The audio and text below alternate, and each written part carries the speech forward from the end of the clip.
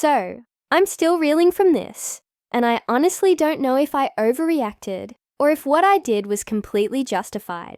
My wife, Sarah, actually told me to act like a man when her ex-boyfriend showed up at our house. And let me tell you, I took her advice to heart in a way she definitely wasn't expecting. I mean, who says that to their husband? Was I wrong for turning her sarcastic jab into a full-blown declaration of exactly what I am capable of when provoked?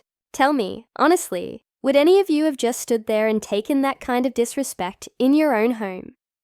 I'm here to tell you the entire insane story from the very beginning, and I need your unfiltered opinions on whether I completely screwed up or if I handled it exactly how any self-respecting man would. It all started fairly innocently, or so I thought. Sarah and I have been married for 5 years, together for 8. We built a beautiful life together, a cozy house in the suburbs, 2 dogs, and a comfortable routine. We'd always been open about our past relationships, or at least I thought we had been. I knew she had a serious ex named Mark, a guy she dated for about 3 years before me. From what she told me, it ended amicably, just fizzled out, and they stayed friends on social media, occasionally exchanging birthday wishes. I never really gave it much thought. I trusted Sarah completely, and frankly, I felt secure in our relationship. Mark was a ghost from the past, a footnote in her history, or so I believed. Then, about 6 months ago, Mark suddenly reappeared in her life in a more direct way. He was apparently in town for a conference, and he reached out to Sarah, suggesting they grab coffee. I remember her asking me about it, a little hesitantly. She said, "My ex, Mark, is going to be in town. He asked if I wanted to get coffee, just to catch up. Is that okay?" I remember shrugging it off. "Sure, honey, whatever. Just don't be out too late," I said, genuinely not caring. I figured it was just an old friend reconnecting. I mean, what's the big deal, right? So, she went, came back, and told me it was fine. Just a quick chat. Nothing much to report. I didn't press. Life went on. Fast forward to last month. Sarah's mother, my mother-in-law, had a minor health scare. Nothing life-threatening, thankfully, but it meant Sarah was spending a lot of time at her parents' house, helping out. My mother-in-law adores Sarah, and they're very close. One evening, Sarah came home, looking a little flustered. She started telling me about her day, about how she'd spent hours at her mom's, helping with errands and making dinner. Then, she casually dropped a bomb. "Oh, and guess who I ran into at my mom's place?" she said, almost too nonchalant. I looked up from my laptop. Who? And that's when she said it. Mark. He was visiting my parents. He's apparently been helping them out with some handyman stuff around the house, since my dad's been a bit laid up. My jaw must have hit the floor. Mark? At her parents' house? Helping them out. My initial reaction was confusion, quickly followed by a dull throb of unease. Wait, what? Mark, why is he at your parents' house?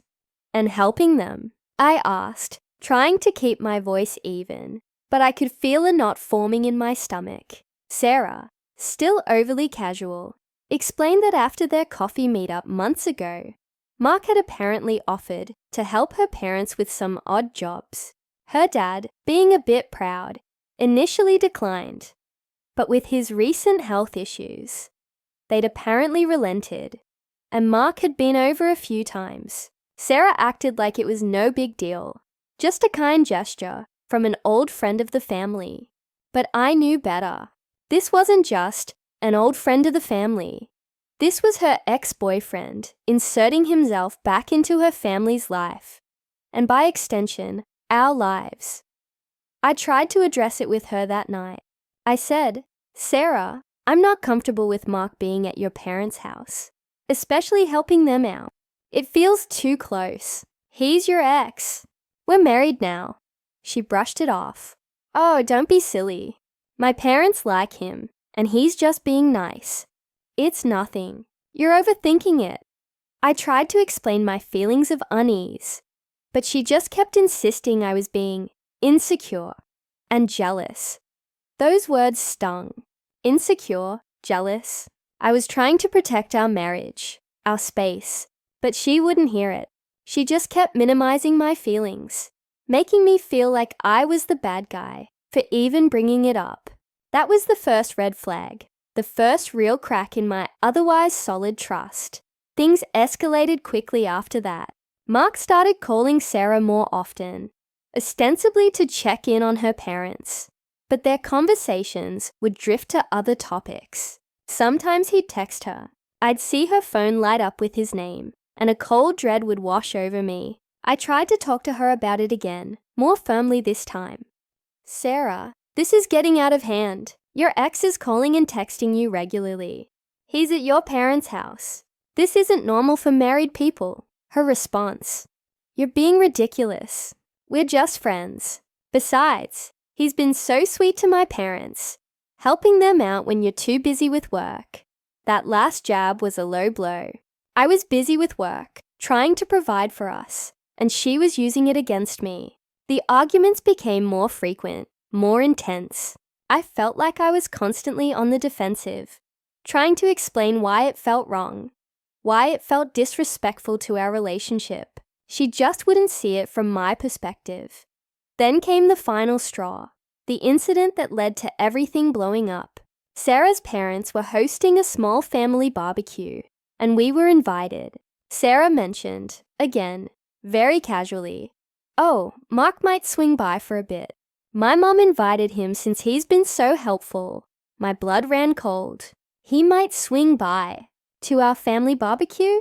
I stared at her, utterly aghast. Sarah, no, absolutely not. He's not coming to our family event. This is too much. This is our life, our family. He has no place there. I was beyond angry. I was hurt and felt completely disregarded. Her response was a sigh, a roll of her eyes, and the usual, you're being so dramatic. He's just a friend. I tried to lay down the law. If he comes, I'm leaving, and I'm not sure I'll be coming back.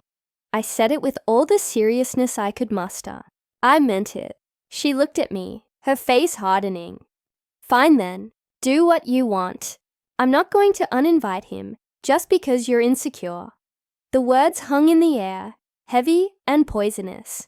So that's the situation I was in, and I had to make a choice. I felt like I was losing my mind. My wife was actively choosing her ex's feelings over mine, and I was being made out to be the bad guy for having boundaries. Before I tell you what happened next, I want you to pause and comment below what you would have done in my shoes. Would you have sucked it up and just dealt with it? Or would you have taken a stand, even if it meant risking everything? I'm genuinely curious to know if I'm the only one who thinks this was completely unacceptable. I ended up going to the barbecue. Why? Because I didn't want to make a scene in front of her parents, who were already stressed. I went, but I went with a heavy heart and a knot of anxiety in my stomach.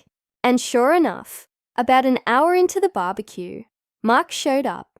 He walked in, looking confident, almost smug, holding a bottle of wine. He greeted Sarah's parents warmly. Then his eyes met Sarah's, and they shared a look that instantly made my skin crawl. It was a familiar, intimate look that excluded me completely. He then turned to me, extended a hand, and with a plastic smile said, "Hey, man, Mark, good to finally meet you." Like he hadn't already been actively participating in our lives for months. I shook his hand, my grip firm, my smile not reaching my eyes. The entire evening was a torture. Sarah was practically fawning over him, laughing at his jokes, asking him about his life, while I sat there, feeling like a third wheel in my own marriage. Her parents, bless their hearts, seemed oblivious, just happy to have everyone together. They treated Mark like a beloved son, praising him for all his help. I watched as Sarah and Mark reminisced about old times, sharing inside jokes that I obviously wasn't privy to. It was a complete nightmare.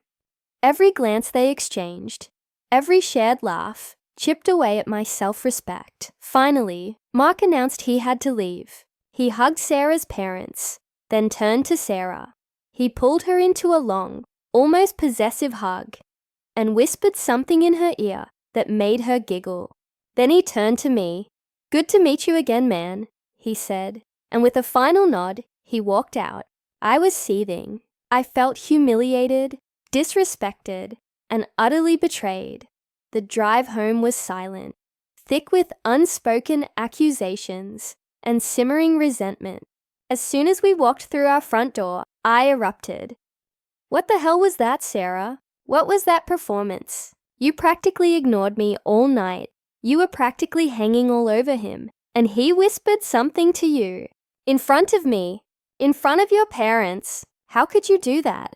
Sarah finally snapped back, her voice dripping with irritation. "Oh, for goodness sake, stop being such a baby. He's just a friend. You're being completely irrational. Why can't you just act like a man and not be so insecure about everything?" Those words, "act like a man," they hit me like a physical blow. Act like a man. The sarcastic, dismissive way she said it. It was meant to belittle me, to shut me down, to make me feel small and pathetic for having feelings and boundaries. But in that moment, something inside me shifted. A switch flipped. "Act like a man," she said. "Fine, I will. I'll show you exactly what acting like a man means when my wife is disrespecting me and our marriage, right here in our own home." So I looked at her, my eyes blazing, and a cold, calm fury settled over me. "Oh, I'll act like a man, all right. You want me to act like a man. This is me acting like a man." I walked straight to the guest room, grabbed Mark's spare toothbrush. Yes, he apparently had one, left behind after one of his helpful visits to my in-laws, and walked back into the living room. Sarah watched me, her eyes wide with confusion. I didn't say a word. I walked over to the kitchen sink, opened the trash can, and with deliberate slowness, I snapped the toothbrush in half, tossed it in, and then retrieved a small, decorative bowl that my mother-in-law had given Sarah, which I knew Mark had once complimented. I raised it above my head and smashed it on the floor, the shards scattering everywhere. Sarah gasped. "What are you doing? Are you insane?" I ignored her, my focus entirely on what she had asked me to do. "Act like a man," she said. I continued. I went to her closet, found a shirt I recognized as one she used to wear when she was dating Mark. She'd told me once it was his favorite on her. I pulled it out, brought it downstairs, and in front of her, I took a pair of scissors and cut it into ribbons. Then I walked over to the coffee table, picked up a photo frame of her and Mark from when they were dating. A picture I'd always hated, but she insisted on keeping for sentimental reasons. And I snapped it in two, tossing the broken pieces into the growing pile of Mark-related detritus in the trash. She was screaming now, "Stop it! What is wrong with you?" I turned to her, my voice low and steady, a stark contrast to her hysterics. "You wanted me to act like a man, Sarah. This is a man protecting his home, his marriage, and his self-respect. You allowed your ex to invade our lives, to disrespect me in front of your family, and then you told me to act like a man when I expressed my very valid feelings. This is me acting like a man. This is me drawing a line in the sand. This is me saying, no more." Then I did something that truly shocked her. I walked over to our shared bedroom, pulled out a suitcase, and started packing.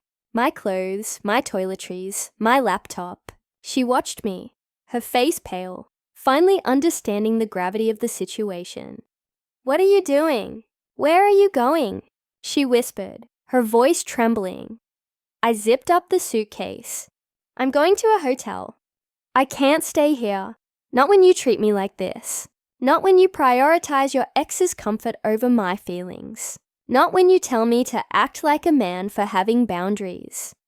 I looked at her, my heart aching, but my resolve firm.